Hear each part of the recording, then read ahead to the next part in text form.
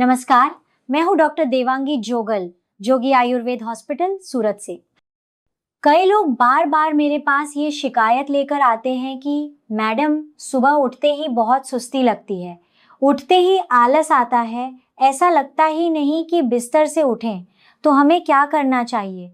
मित्रों, हो सकता है ये सवाल आपका भी हो। सबसे पहले हमें ये जानना जरूरी है कि उठने का सही समय क्या होना चाहिए, और उठने का समय जानने से पहले ये जरूरी है कि हम सोने का समय तय करें।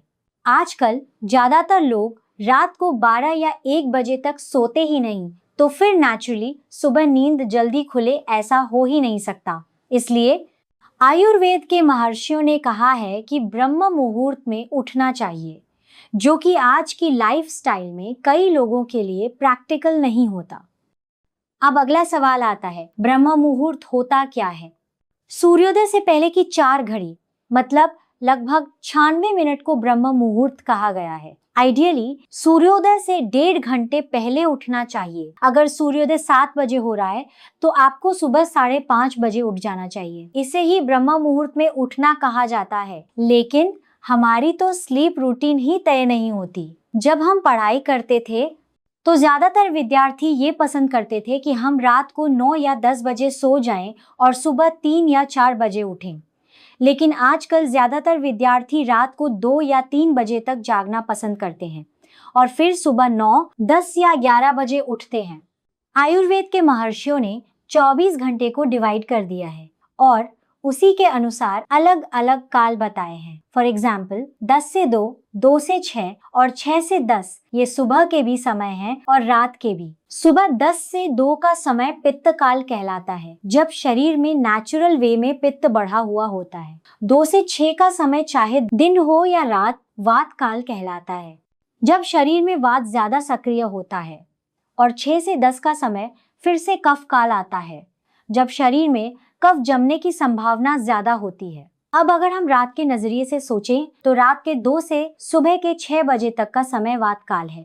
अगर हम 6 बजे से पहले उठ जाते हैं तो नेचुरल वे में शरीर में वात बढ़ता है और हम एक्टिव महसूस करते हैं। लेकिन अगर हम 6 बजे के बाद उठते हैं तो 6 से 10 का समय फिर से कफ काल होता है, जिसमें शरीर में सुस्ती, आलस और उठने की अनिच्छा बहुत ज्यादा बढ़ जाती है। मित्रों, कम से कम 6 से 8 घंटे की स्लीप हर इंसान के लिए जरूरी है।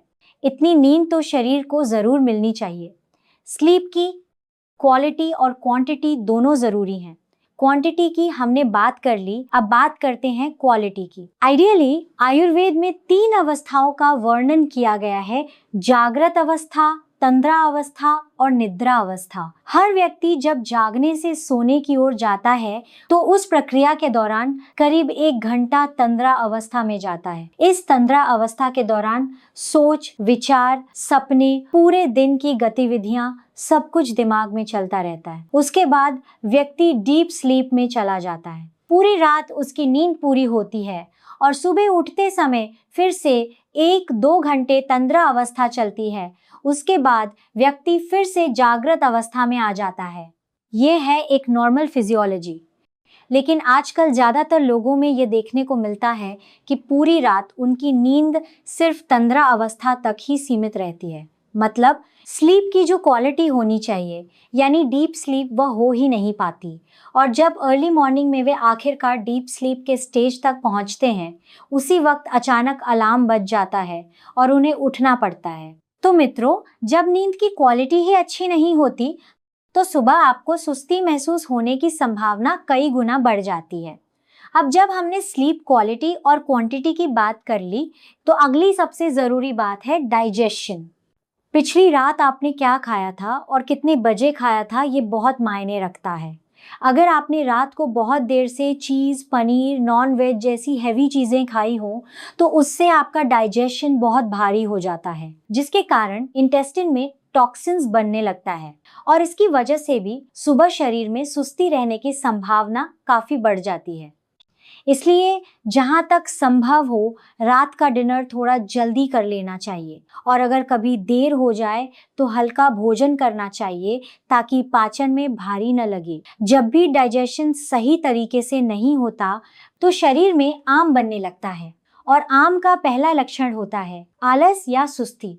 ये संकेत देता है कि जो भी आपने खाया है उसका प्रॉपर डाइजेशन हुआ ही नहीं है। अब आपका सवाल होगा कि सुबह शरीर में सुस्ती लगती है तो उसका उपाय क्या है? तो सबसे पहले स्लीप क्वालिटी, क्वांटिटी और डाइजेशन, इन सब का आप विश्लेषण करें और फिर अपनी दिनचर्या में कुछ ऐड करने लायक चीजें पहचानें। रोजाना दिनचर्या में 3 से 4 खजूर ले, उन्हें पानी में भिगो दें। 3 से 4 घंटे बाद उनका सीड निकालकर ब्लेंडर में चलाएं और वही पानी पी लें। खजूर का पानी एक बेस्ट एनर्जी ड्रिंक है। इससे शरीर में कैल्शियम, प्रोटीन, आयरन जैसी कोई भी डेफिशिएंसी होगी तो वो पूरी होगी। इसलिए रोजमर्रा की जिंदगी में 3 से 4 खजूर का किसी भी रूप में उपयोग करें। दूसरी जरूरी बात, रात में जहां तक हो सके फिक्स टाइम पर सो जाएं और जब आप रात में बेडरूम में जाएं तो जहां तक हो सके मोबाइल स्क्रीन को हाथ में न लें। एक मान्यता है कि अच्छी नींद लाने के लिए जो हार्मोन सिक्रीशन होता है उसके लिए अंधेरा बहुत जरूरी होता है।